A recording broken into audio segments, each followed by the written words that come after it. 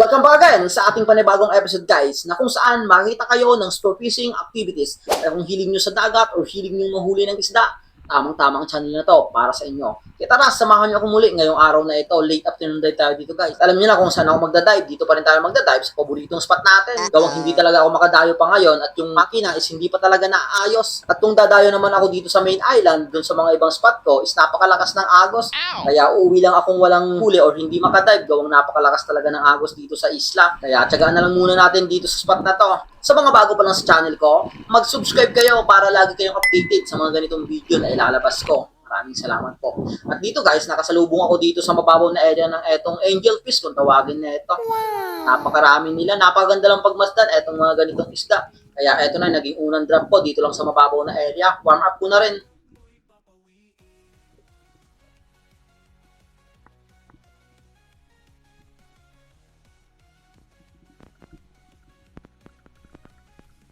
Kung mapapansin nyo dito, guys, napakalabo ng visibility at napakalamig na talaga ng tubig ngayon. Kaya umangat muna ako dito. Dito sa mga lawang dive ko, nag-uno lang ako ng konti dito pa rin sa mababaw. Nakita ko kasi yung mga maliliit na isda dito, kung tawagin dito sa amin, is manamse. Ang dami nila duman kanina sa baba ko. Kaya dali-dali ako ditong sumisid. Baka sakaling may naghunt dun sa mga manamsing na kuita ko.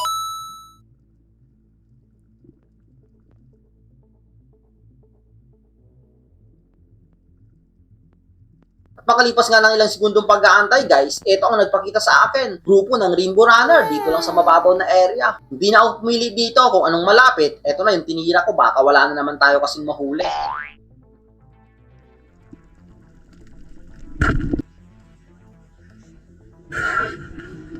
Kaya ito yung naging unang isda natin ngayong hapong ito.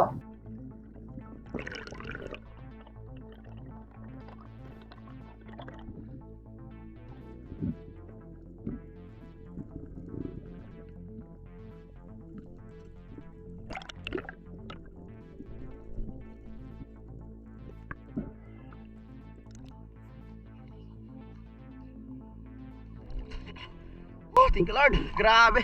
Ang daming rainbow runner yun. Nabigla ako. Dito lang sa mababaw na area. Oh, ang dami. Grabe ang lalaki. Uy. Oh, sana magpakita pa yung iba. Naghunt siguro yun yung mga malilit na manamsay kung tawagin dito sa amin. Ang dami kasing nakita ko. Ang dami ko kasing nasalubong kanina habang pumunta ko dito. Oh, sana magpakita po yung karamihan. Thank you Lord. Pagkatapos ko malagay sa screener etong Rainbow Runner, guys, dali-dali ako nag-load dito. Baka sakaling yung mga kasama na ito is nandito pa sa paligid. At eto nga, pagkatapos kong mag-load dito, may dumaan na isang dugtutuna. Kaya sumisid ako dito para makuha itong isa.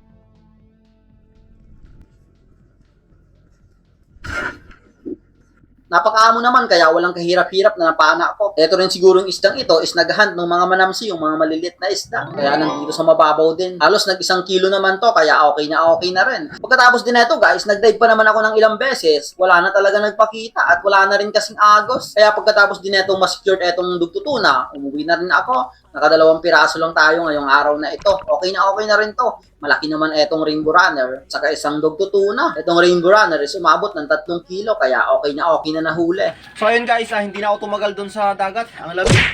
Halos 1 oras lang din yung dive ko. 1 oras lang. So ito yung nahuli ko, 2. Ang dami sanang Rainbow Runner. Kaso hindi na nagpakita nung pagkahuli ko. Nandun lang sa mababaw. So timbangin natin itong isdang nahuli ko. Benta muna ako ng isda para may konsumo, pambili ng bigas. Yung Rainbow Runner natin is 3.1. Sama na natin to. Paras lang naman ang presyo yan, 220.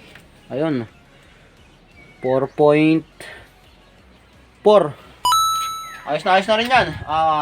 4.4 times 220 natin is may 800 plus.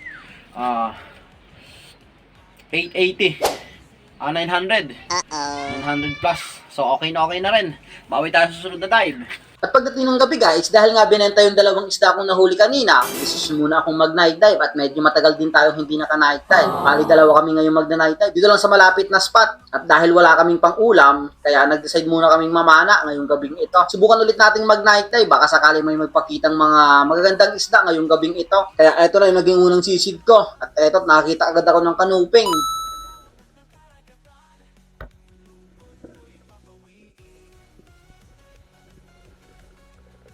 Unang isda natin ngayong gabing ito. Siksik naman ito kung tawagin dito sa amin, dito sa probinsya ng Romblon. At pagbalik ko dito sa ilalim, nakakita ako na itong batfish at may katabi palang isang cuttlefish na napaka-cute. Hindi ko sana kukunin to, pero sayang, wala pa tayong huli, kaya kinuha ko na. Halos nagkalahating kilo naman to. Kaya okay na rin to na pang-ulam natin.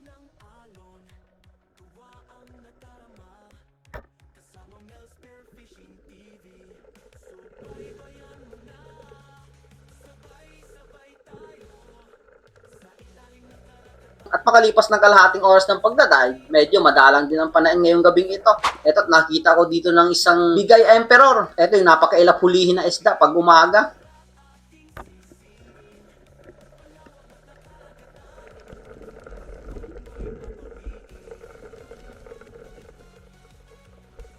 At paglapit ko dito sa kasama ko guys, eto't nakahuli ng pugita.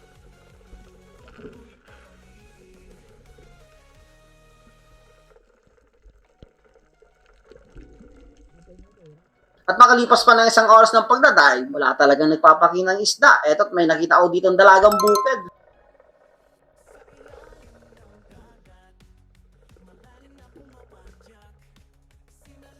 At pagbalik ko dito sa ilalim guys, eto't nakita ko ng dalawang goldfish. Magkatabi naman sila, dinouble shot ko ito.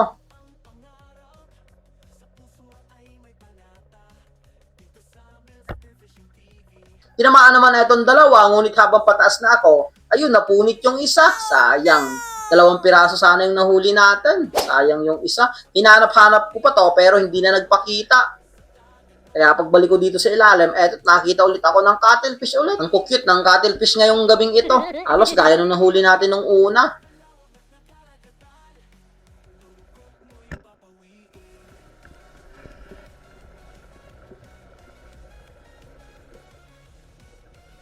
Kung ito sana ang dalawang cuttlefish na nahuli natin is mga 2 kilo ang isa. Okay na rin sana ang huli. Kaso nga lang, ang cute. At pagbalik ko dito ulit sa ilalim, eto, nakakita ulit ako ng goldfish. Yung burbur kung tawagin dito sa amin. Kaso nga lang, habang pataas ulit ako, ayun, napunit na naman. Kaya pagkatapos din na itong dive na to guys, umuwi na rin ako. Halos naka-1 kalahating oras kaming dive. At eto yung mga nahuli ko. 2 cuttlefish, 1 goldfish, 1 manites, saka 1 dalagang bukid, at 1 Bigay Emperor. Okay na rin to. May pang-ulam na. Bawi na lang tayo sa morning dive bukas. At pagdating ng umaga guys, balik ulit ako sa karagatan para magpatuloy sa ating mga pangarap. At napakakalma naman ng dagat ngayon. Dadayo sana ako ngayong umagang ito pero hindi ako natuloy dahil hindi ako nagising ng maaga. Napagod kasi ako nung pag-night dive ko kagabi. Kaya nag-decide na lang ako dito na dito ako mag-dive sa paboritong spot natin. Dahil na lang ulit natin dito sa umagang dive na ito. Baka sakaling may mapakitang magandang isda. Pero hindi ako nagsimula dun sa palaging sinisimula natin dun sa may pier. Dito ako nagsimula sa mas malapit sa spot. Kaya pagkalod ko dito ng spear gun, eto naging unang sisid ko. Diretso na ako dito sa malalim na area. Etong pwestong ito is dito ako nakahuli nung 2025 ng malaking red snapper or yung mangrove snapper. Etong pwestong ito kasi is pag maaga ka dito nagdadive, is palagi ako dito nakakita ng mangrove snapper. Kaya subukan ulit nating silipin etong mga biak na bato dito.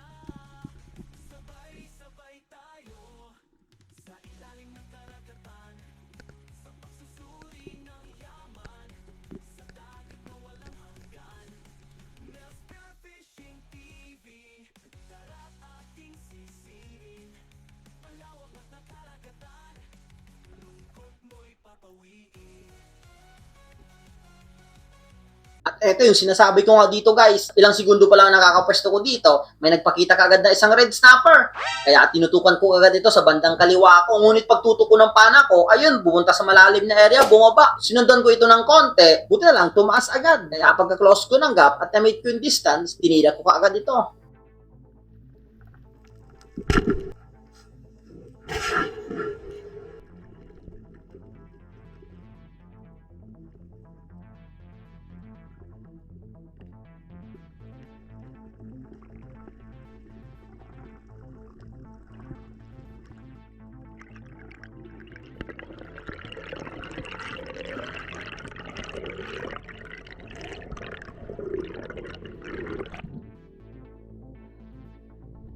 At eto yung naging unang isda natin ngayong araw na ito. Ayos na rin to. Hindi man maganda yung huli natin sa night time. Eto't binigyan naman tayo ng magandang blessing ngayong umagang ito.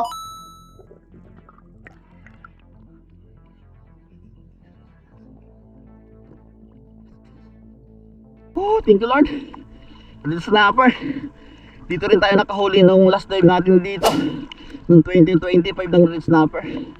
Pero yon is medyo malaki. Mga 2 kilo. Ayos na rin. Unang isda natin. Thank you Lord. At pagkatapos kong ma-secure itong red snapper guys, bumalik ako dito sa ilalim. Lumipat na ako dito ng pwesto.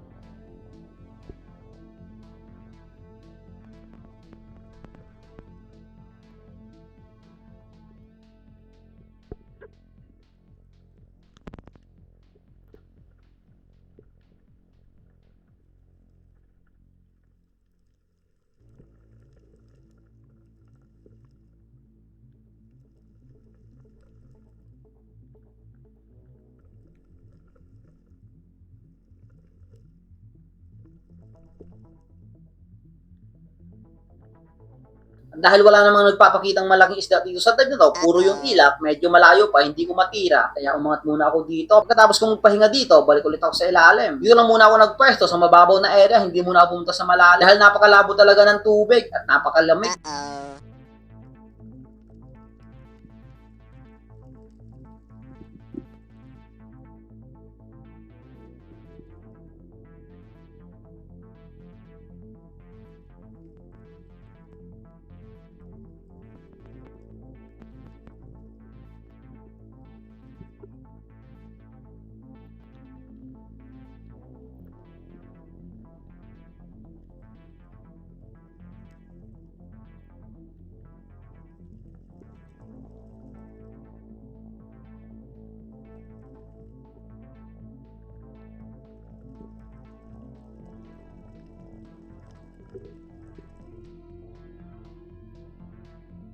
At nandito na naman yung mga ilak, sinundan tayo dito sa mababaw na area. At habang umantay ako dito guys ng magandang isda, eto may napansin ka agad ako dito palapit sa akin na isang Longnose Emperor. Napakalaki, may kasama pang 2 bluefin.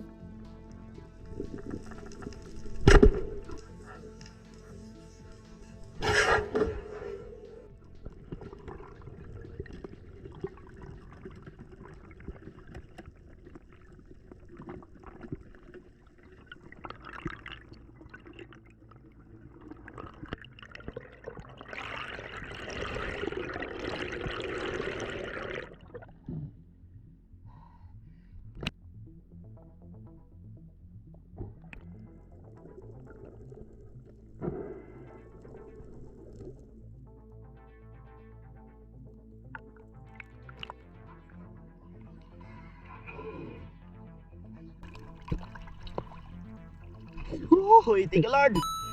Pangalawang isda natin. Longnose Emperor. Mga 3 kilo siguro to. Ay, malaki.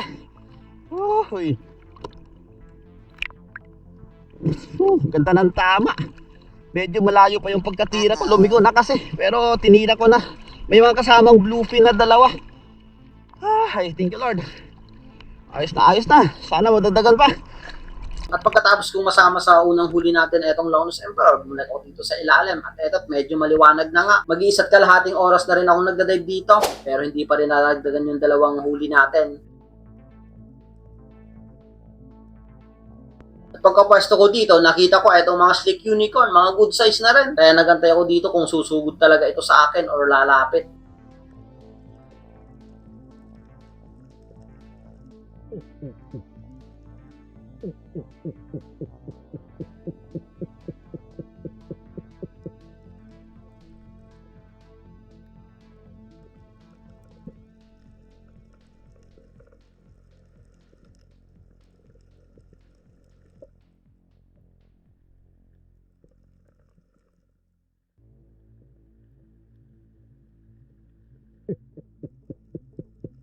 At eto, unti-unti namang lumalapit yung nasa unahan ko mga slick unicorn. At pagtingin ko ulit dito sa kaliwang bagay ko, may mga malapit na pala sa akin na slick unicorn.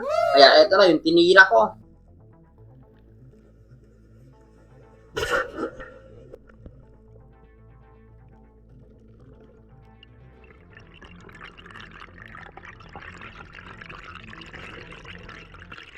Bihira na tayo makahuli ng maraming slick unicorn dito. Kailap na talaga sila. Dati talaga, is nakaka-harvest ako ng marami na 10 piraso ako sa isang dive. Kaya ito na yung mga huli natin. Naka-isang slick unicorn na tayo, isang long nose emperor, saka isang red snapper, naka-3 piraso na. Okay na rin to. Pwede na tayong umahon. At pagkalipas ng 2.5 oras, guys, wala na talaga nagpapakita. Etong dive na to, is pauwi na rin ako. Baka sakaling madagdagan pa yung 3 huli natin ngayong umagang ito.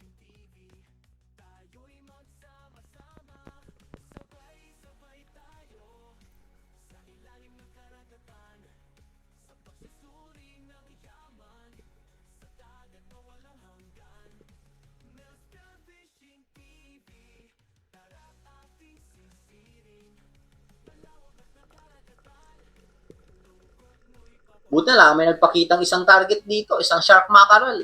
Kaya kinuha ko na rin to, pandagdag sa huli natin.